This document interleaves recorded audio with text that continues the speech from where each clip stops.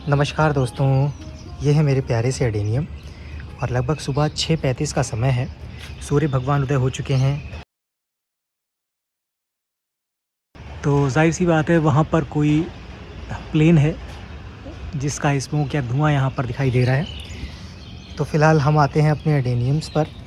मेरे पास कुछ मैसेज भी आए जिनमें एक मैसेज सबसे ज़्यादा रहता है और वो रहता है सॉइल मीडिया को लेकर कि सॉइल मीडिया कैसा हो। अगर आप लोग रेगुलर मेरे वीडियो देख रहे हैं तो आपने देखा होगा मैंने ढेर सारे वीडियोस में सॉइल मीडिया के बारे में डिस्कशन किया है। उसमें मैंने आपको बताया कि सॉइल मीडिया मैं कैसा रखता हूँ और आपका सॉइल मीडिया कैसा होना चाहिए। तो जो सॉइल मीडिया मैं यूज़ करता हूँ आपके साथ वही शेयर करने वाला हूँ और अगर आप लोगों को पसंद आए तो आप लोग एक्सपेरिमेंट के तौर पर 1 या 2 प्लांट में करके देखिए। रिज़ल्ट अच्छा मिलता है तो उसको कंटिन्यू कीजिए और सभी प्लांट्स में उसको अप्लाई कर दीजिए। तो अडेनियम्स के लिए सबसे पहले तो हमें ये समझना ज़रूरी है कि मीडिया किस तरह का चाहिए उसको, फिर हम उसमें क्या क्या मिला सकते हैं वो दूसरा पॉइंट है। तो पहले इनको ऐसा मीडिया चाहिए हमें जिससे कि पानी सॉइल में रुके नहीं। आपने वाटरिंग की, पानी दिया और पानी मीडिया से होता हुआ नीचे या पॉट के होल से बाहर निकल जाना चाहिए। तो इस तरह से हमें उसका मीडिया तैयार करना है। इसीलिए बहुत सारे लोग ऐसी मीडिया तैयार करते हैं जो थोड़ी सी मोटी पत्थर वाली या उस टाइप की होती है जिसको हम सिंडर बोलते हैं। हालांकि सिंडर पत्थर नहीं होता, सिंडर होता है जो कोयले की भट्टी में हम देखते हैं और वहाँ पर कुछ ना कुछ कोयला जलता है और कुछ वहाँ प्रोडक्शन होता है। तो जो राख बचती है उसमें से छोटे छोटे कण इस तरह से निकलते हैं जिनको अच्छे से वॉश किया जाता है, साफ़ किया जाता है और फिर वो हम तक पहुंचाया जाता है। तो सिंडर मार्केट में आप लेते हैं तो बहुत महंगी मिलती है, लेकिन अगर आपके आसपास कोई लोहार हैं जो लोहे का काम करते हैं और कोयला इस्तेमाल करते हैं किसी भी तरह के प्रोडक्शन में, तो उसमें जो राख बचती है उस राख में इस तरह का सिंडर मौजूद रहता है और वो उसको एज ए वेस्ट फेंक देते हैं। तो आप चाहें तो उनसे परचेज़ कर सकते हैं। हालांकि वो पैसे बहुत रेयर हैं जो पैसे लेते हैं, अदरवाइज़ वो पैसे भी नहीं लेते उसके। तो आप वहाँ से उसको ले आइए और कुछ ना कुछ उनको दे दीजिए मेहनत का या मतलब आपको जो लगे उसका रीज़नेबल प्राइस कि आपको देना चाहिए वो आप उनको दे दीजिए और अपना प्लांट के लिए आप सिंडर वहाँ से ले आइए। नहीं है अगर ऐसा कुछ तो आप मार्केट से ले सकते हैं। ये सिंडर जो है मीडिया है इसका बना हुआ बहुत अच्छा रहता है। इसमें क्या रहता है कि इस तरह के कुछ पार्टिकल्स रहते हैं, जब आप पानी देते हैं तो ये नम हो जाते हैं, पानी को थोड़ा होल्ड करके रखते हैं और बाकी पानी नीचे से निकाल देते हैं। और जो पानी ये होल्ड करके रखते हैं वो पानी आपके प्लांट को बिल्कुल भी नुकसान नहीं करता। एयर गैप इसमें बहुत ज़्यादा रहता है जिससे कि हवा भी ऊपर नीचे आ जा सकती है। तो आपके जो रूट है वो रॉट होने का ख़तरा बहुत कम हो जाता है। उसके अलावा दूसरी मीडिया जो आप तैयार कर सकते हैं वो कुछ इस तरह की तैयार कर सकते हैं जो मैं मोस्टली प्लांट में तैयार करता हूँ। ये तो मैंने सकुलेंट के लिए कुछ सिंडर मंगाई थी और जो बच गई थी तो मैंने फिर अडेनियम्स के लिए इस्तेमाल की। बाकी कुछ ख़राब हो गई, ख़राब से मतलब सकुलेंट ख़राब हो गए, तो जो सिंडर था वो मैंने सॉइल में मिलाकर उसको यूज़ कर लिया। पहले मुझे आइडिया नहीं था तो मैंने सारा यूज़ कर लिया। थोड़ा सा बचा था जिसमें जब कोई नया हैबिटेट या कुछ ऐसा प्लांट लगाता हूँ तो कुछ दिन इसमें रख देता हूँ ताकि रूट जल्दी से डेवलप हो जाए। रूट क्योंकि इसमें थोड़ा सा खतरा रहता है। अगर आपने वाटरिंग ज़्यादा कर दी तो आपके मरने का डर हो जाता है क्योंकि उसमें रूट डेवलप हुई नहीं है। तो अगर आपको थोड़ा सा एक्सपीरियंस हो जाता है फिर आप इसमें भी करेंगे तो प्रॉब्लम नहीं आएगी। तो मैं फ़िलहाल इसमें लगा देता हूँ और अच्छे से रूट्स अभी इसमें डेवलप हो चुकी होगी, मुझे आइडिया है। और यहाँ तक इसका होगा तो रूट्स नीचे अच्छे से डेवलप हो गई। अब मैं इसको यहाँ से अप्रूट करके, देखिए दोनों का पॉट में बहुत अंतर है इतना बड़ा, तो मैं इसको निकाल कर अब इस तरह के एक पॉट में या बकेट में लगा दूँगा। बारिश में अच्छा पानी मिलेगा, इसको अच्छी ग्रोथ होगी। रूट्स वगैरह देखेंगे, अगर कुछ इसको निकालने के बाद कुछ कट करना होगा तो रूट्स वगैरह कट करके या पोन करके फिर मैं उसको इसमें शिफ्ट कर दूँगा। तो इस तरह का मीडिया आप इस्तेमाल कर सकते हैं। अब अगर आप इस्तेमाल करते हैं इस तरह का मीडिया तो इसमें क्या क्या चीज़ें मिला सकते हैं। मेरे पास एक और क्वेश्चन आता है जो बहुत ज़्यादा लोग पूछते हैं और वो पूछते हैं कि जो अडेनियम्स हैं उनमें फर्टिलाइज़र क्या दें, उनमें खाद क्या दें। और ये क्वेश्चन मेरे पास आता है मैच्योर प्लांट के अलावा छोटे प्लांट्स के लिए भी, जो छोटे सीडलिंग्स हैं, अभी 2-3 महीने के हुए हैं। तो मेरा मानना ऐसा है कि छोटे जो सीडलिंग्स हैं उनको बहुत ज़्यादा फर्टिलाइज़र देने की आपको ज़रूरत नहीं है।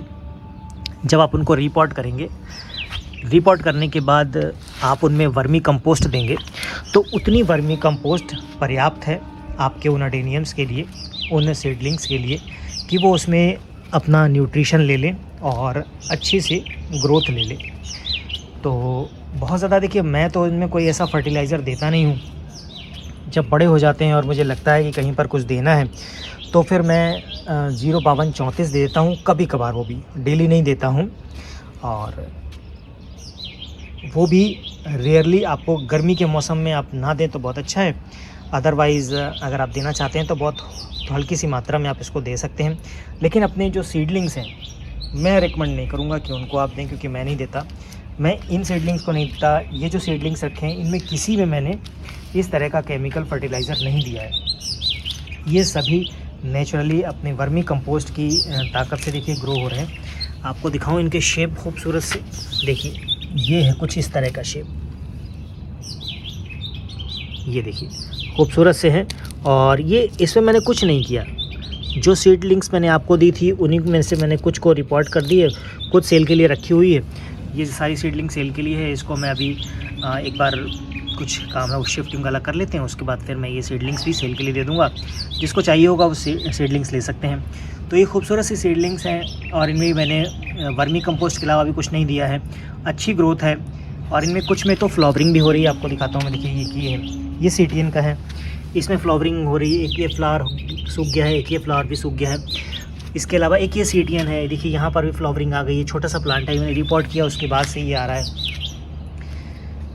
एक ये प्लांट है, छोटी सीडलिंग है, लगभग 7 से 8 महीने की है। और ये देखिए यहाँ पर भी ये बड आ गई है, फ्लावरिंग के लिए तैयार हो रहा है। देखिए वहाँ पर एक छोटा सा प्लांट का सीडलिंग है, वो भी 6 से 7 महीने की, 8 महीने की। और वहाँ पर भी देखिए बड आ रही है, वो भी फ्लावरिंग के लिए तैयार हो रहा है। तो बहुत ज़्यादा केमिकल अगर आप दे रहे हैं तो उसका मतलब ये नहीं है कि फ्लावरिंग उस केमिकल की वजह से होगी। आपके प्लांट की मीडिया अच्छी है, एनवायरनमेंट अच्छा है, वर्मी कंपोस्ट आपने अच्छी और फ्रेश दे रखी है, सॉइल मीडिया आपने फ्रेश ले रखी है, तो आपका प्लांट अच्छी ग्रोथ लेगा और फ्लावरिंग भी उसमें अच्छी देने वाला है। ये देखिए काफ़ी टाइम पहले से मैंने लगा रखा है, अभी इसमें फ्लावरिंग दोबारा से शुरू हो गई है। खूबसूरत से फ्लावर आते हैं, मुझे इसके फ्लावर बहुत पसंद है। और ये मैंने सेल के लिए निकाला था एक बार, लेकिन उस समय सेल नहीं हुआ, तो अब मैंने इसको सेल का इरादा हटा दिया। अब ये मेरा मदर प्लांट बनेगा और इसको मैं अपने पास रखने वाला हूँ।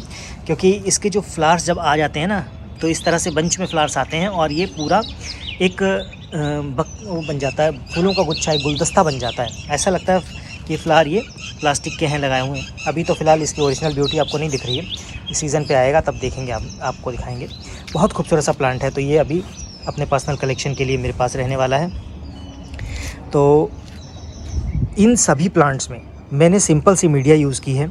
हाँ, जब मैं मीडिया तैयार करता हूँ तो उसमें मैं लेता हूँ रिवर्स एंड, वर्मी कंपोस्ट और कोको चिप्स, ये 3 चीज़ें लेता हूँ। साथ ही मैं उसमें थोड़ी सी मिलाता हूँ फंगीसाइड, और फंगीसाइड में मोस्टली साफ़ यूज़ करता हूँ। आपको जो भी मिल जाए वो आप यूज़ कर सकते हैं।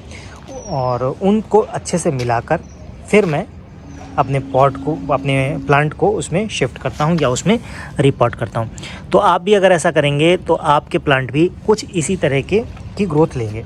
ये देखिए जो कुछ प्लांट हैं फ्लावरिंग वाले और जिनमें फ्लावरिंग होती है उसमें होती ही, देखिए ये मेरा क्रिस्पम है और बर्ड से भरने वाला है। ये एक फ्लावर आ भी गया है, खूबसूरत सा। देखिए ये 6 पेटल में है, देखिए 6 पेटल में है। बस सीड्स जल्दी नहीं बन रहे हैं इसमें, तो अगर सीड्स इसमें बन जाएंगे तो फिर इसके सीड्स से मैं ग्रो करूँगा नए प्लांट्स।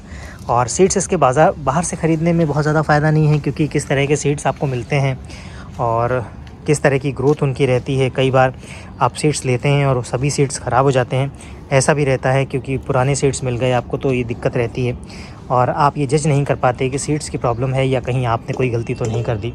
तो इस तरह से आपको थोड़ा सा ध्यान रखना पड़ेगा, या तो कोई रिलायबल सोर्स हो ऐसा जहाँ से आपको मालूम है कि फ्रेश सीड्स हैं, वहाँ से आप ले सकते हैं। तो अपने एडेनियम्स के लिए आप अभी से तैयारी कर लीजिएगा। अगर आपने बारिश के पौधों का, अपने आप एडेनियम्स को बारिश का पानी देना है तो सॉइल मीडिया वेल ड्रेन बना दीजिएगा और उसके बाद बारिश में इनको खुला रखिएगा। और बारिश में अगर आप प्लांट खुला रखेंगे तो उसकी बहुत अच्छी ग्रोथ होने वाली है। प्लांट की हेल्थ बहुत अच्छी हो जाएगी, आप देखेंगे, क्योंकि ये सभी प्लांट्स मेरे बारिश में रहे हैं और सबकी ग्रोथ बहुत अच्छी रही है। इसीलिए मैं आपको रिकमेंड करता हूँ कि अपने प्लांट की मीडिया को अच्छा बनाइए और फिर उसको बारिश में रखिए, भीगने दीजिए बारिश में, पौधों को पूरा पानी मिलने दीजिए और आपके प्लांट सारे खूबसूरत से हो जाएंगे। तो बस इतना ही आपके साथ जानकारी शेयर करनी थी। तो मीडिया के बारे में आई थिंक कि जिन लोगों का क्वेश्चन रहा होगा अभी भी कि मीडिया कैसी होनी चाहिए, तो वो आप उनका सॉल्यूशन मिल गया होगा। एक चीज़ और मैं कहना चाहूँगा, इसमें ऐड कर देता हूँ कि अगर आप शुरुआत कर रहे हैं डेनिम्स की, तो बहुत ज़्यादा कॉम्प्लिकेटेड मत बनाइए अपनी मीडिया को। जैसे बहुत सारे लोग उसमें चारकोल मिलाते हैं, नीम की खली मिलाते हैं, नीम की खली मिलाते हैं, या और भी बहुत सारी चीज़ मिलाना चाहते हैं तो बोन मिल मिला सकते हैं आप। बोन मिल मिलाइए, फ्लावरिंग के लिए अच्छी होती है। और उसके अलावा बहुत ज़्यादा चीज़ें मिलाने की ज़रूरत नहीं है। जैसे जैसे आपका एक्सपीरियंस बढ़ता जाता है तो आप धीमे धीमे इसमें एक्सपेरिमेंट कर सकते हैं और इसमें जो भी चाहें वो आप अपना इसमें ऐड कर सकते हैं। होप की जानकारी आपको पसंद आई होगी। मिलते हैं नेक्स्ट वीडियो में, तब तक के लिए बाय बाय।